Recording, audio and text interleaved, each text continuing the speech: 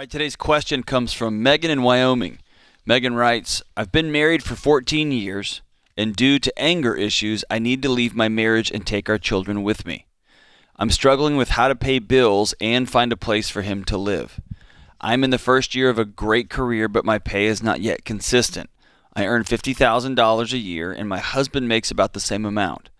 I feel like I need to be financially responsible for the house we own together and an apartment for him to move to when we separate. How should I plan financially to be ready to leave him?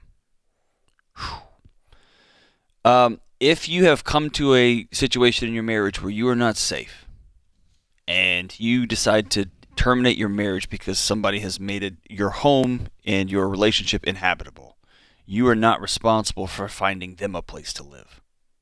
That's their responsibility. Yeah. This is hard, man. A buddy of mine that does divorce recovery many, many years ago here on the air said divorce changes a marriage into a business transaction. That's right. This is no longer about you taking care of him. Far from your need to take care of him. You're having to end this because he can't control himself. So he has rage and anger issues. So, time for the mad little boy to grow up and get his own apartment. Get his own place. That's right. Yeah. So, I don't. That feels like an abused language. That's exactly what it sounds like. Like, I need to take care. I need to make sure he's okay, not to keep him calm. Right. While I do this big thing. Yeah. While I go over here and do all the adult stuff, I need to keep him calm. That's right. Or I'm worried about him. Even I love him, even though I don't. And that's all abused language. Right. Abuse language. So Megan, you need to get yourself a excellent attorney who will walk things through with you. You need to get a couple of women in your life that will walk through this with you, and you can bounce decisions off of. Get a good pastor or counselor that can walk with you.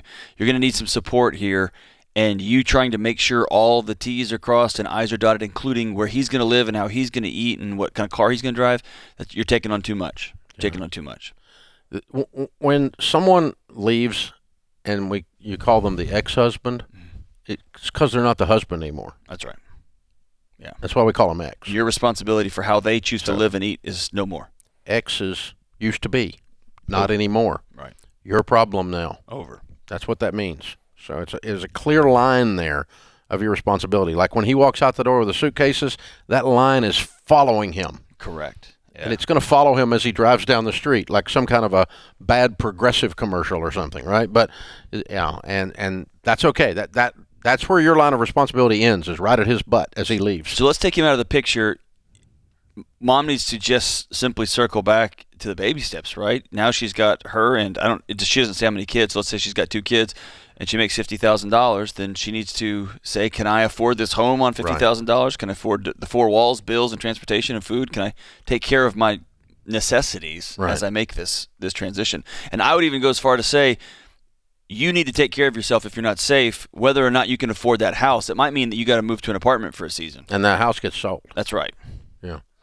So here's the last part of that, and that's where I was going to, is I'm going to make the number up, but I'm not far off. As I have worked over 30 years with these situations where there's a divorce, the lady wants to stay in the home.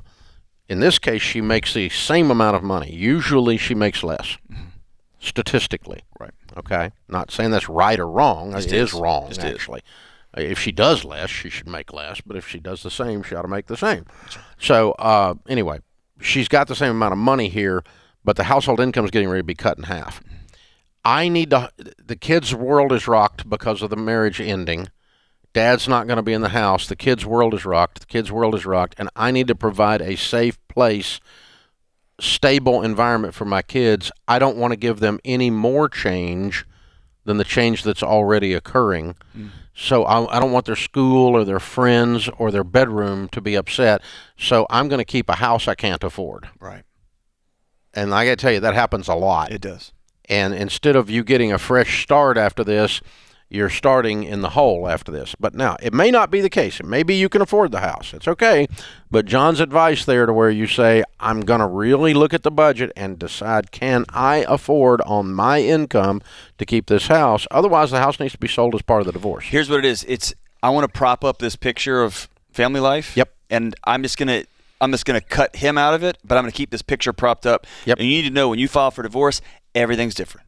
Yeah. That old picture is over. And those kids are not better off in a house you can't afford in your stress in their old bedroom that's right. than they are in a brand new apartment that you can afford, and your stress level is way down, and you can be emotionally present for them because you're not crying over the bills after they go to bed That new every environment night. can help them actually make a psychological shift that now we're in a new world. That's actually helpful sometimes. Yeah, so. the visual of that's not bad. That's right. Yeah. So it's sorry, not Megan. always the best thing to keep the house. Yeah. It's not. Sometimes it's okay. Most of the time, it's not. Yeah. It's not. So you're not telling you have to sell it, but I'm telling you got to put it on the table that that's a possibility. And I'm heartbroken for you, Megan. Yeah, that's an awful situation. We'll be thinking about you.